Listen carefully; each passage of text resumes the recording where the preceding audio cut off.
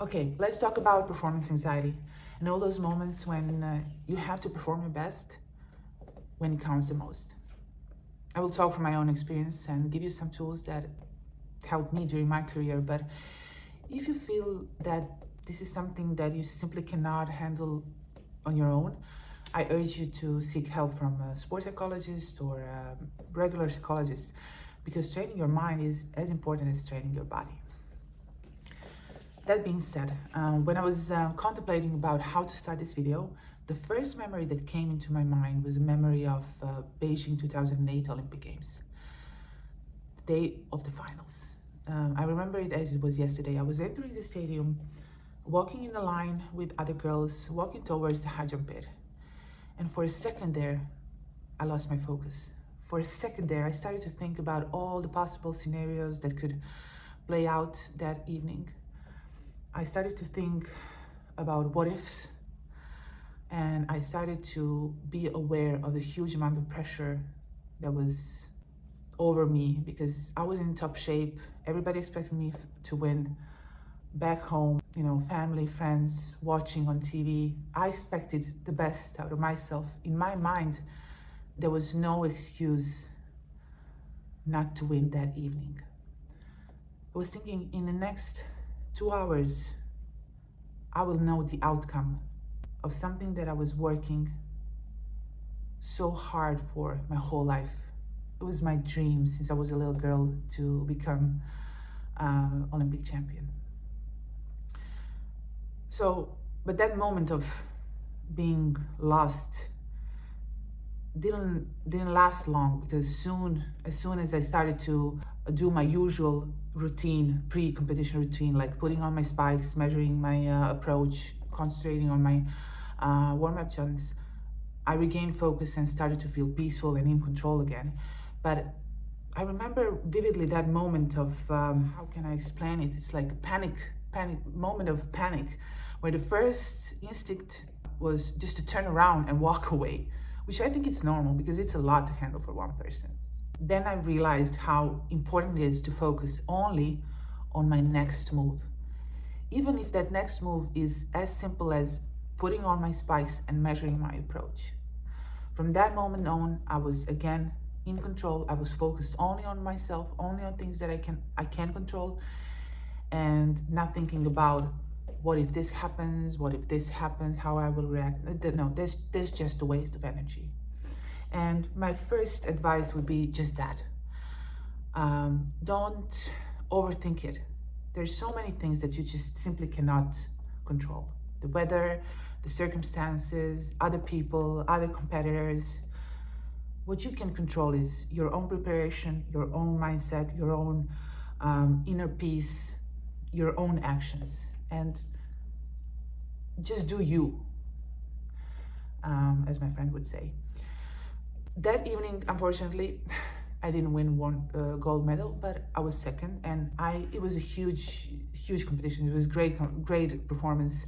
I jumped on the level of my best results, so I cannot be unhappy about it. But I had competitions when things didn't play out as well, and I would underperform, even though most of the times I was really ready and, on top of my game regarding my physical abilities. So understand how our mind at one moment can become our biggest enemy. Next thing, what I would advise, and the tool that I used a lot, was a tool of visualization. I started that somewhere around 2010. I think it was European Championships in Barcelona. And I was feeling pretty insecure about myself going into that competition. And I started to have some talks with a sports psychologist, and he said, then he suggested this exercise of visualization, and he said to me, take 10 days before a big event, big competition, take a few minutes every day to close your eyes and imagine how you want this competition to play out. But be sure to imagine it in as much details as possible. So for example, I knew how the stadium in Barcelona looks like because I've jumped there already. So it is blue. I knew where the pit is located in the stadium. So I was imagining the crowd, the stadium, the beautiful weather, me being in a super mood for jumping. I imagined every jump going smoothly over the bar, and eventually I imagined myself being happy and celebrating the win. And I was, at the beginning, it was very hard because, as I said, I didn't completely believe in myself going forward. And as I said, that season was pretty inconsistent for me. So I had a self-confidence issues. So first couple of visualizations went really poorly, but then I practiced, and I was really able to, in my mind, to live that competition as it was real.